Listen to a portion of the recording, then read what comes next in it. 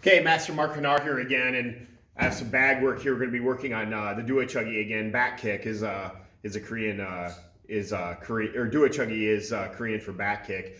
And back kick again, like I said, if you watch some of the other videos, one of my favorite moves in Taekwondo because it's extremely powerful, extremely fast, and it's also a counter attack, which I've always been a very aggressive fighter. But when you push that aggression on somebody, a lot of times what they'll do is they'll try to clinch and move in on you and try to nullify your ability to continuously attack. So you need to have strong counters to make them say, hey, I don't want to get in on this person. And that kind of opens the ability of you being able to be an aggressive fighter, or what I call like the element of fire. You got to train hard to have that type of element because like once fire burns up, it's all over. And that's what like doing conditioning and endurance is all about. So I just want to talk to you about what I call like jump back kick or switch back kick and the footwork involved in order to do it. Now, when you're doing Taekwondo, you learn to get in your guarding stance. We have like a regular switch. Now, when I switch, I move my hips, I move my shoulder, and I move my feet all at the same time. I can't leave one behind the other because then you're not going to switch quickly. It's going to look awkward. And another thing about switching is you don't go really high. Like I see some people, they switch, like beginners, they're like, boom, okay? Switching is like, there's different reasons to switch. It's like to try to throw that person off, kind of like a threat in boxing, like you're trying to make them react, all right? And then you also can, what we do call trapping, where you leave yourself open for a certain area so they can kick into you and then you can counter them.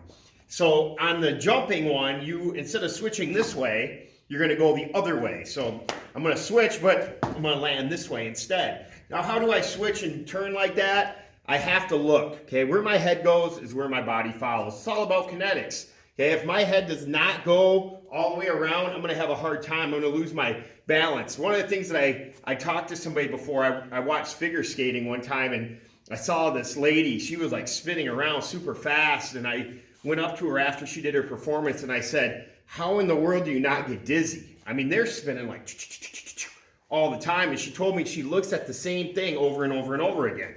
So while she's spinning, she has a focal point, a focus point, where she's spinning and spinning and spinning, and she looks and looks and looks and looks and looks, and it makes her not get dizzy.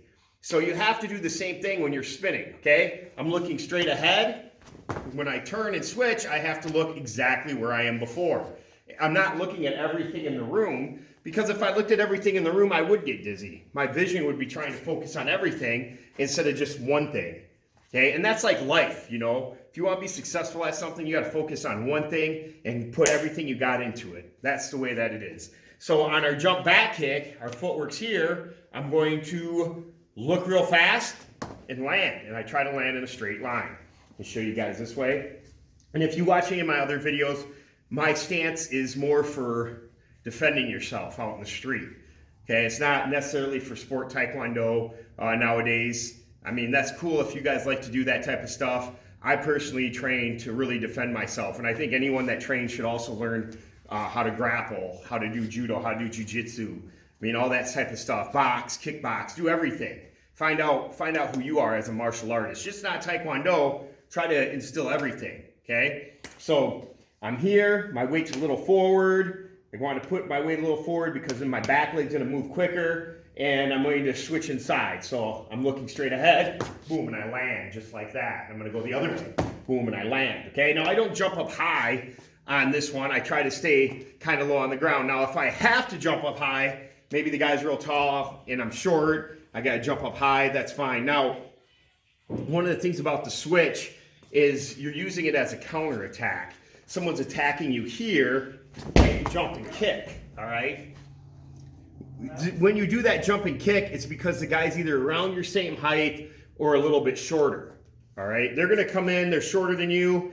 Okay, I can't really throw a back kick in there, I'm gonna get jammed up. So this foot has to come here, and then I'm gonna kick straight back, just like that. Okay, now if they're taller, or they're longer legs, you're not gonna use the jump back kick, you're just gonna use the regular one because their legs are so long that you're gonna kick around into their torso or into their stomach, okay? And that's very, very important to remember. So that's our jump back kick. Remember, you wanna work feet in a straight line. Where you look is very important. Okay, moving around just like that, and work on your footwork. We're gonna be off for a while because of this coronavirus, but I will talk to you guys later. Bye.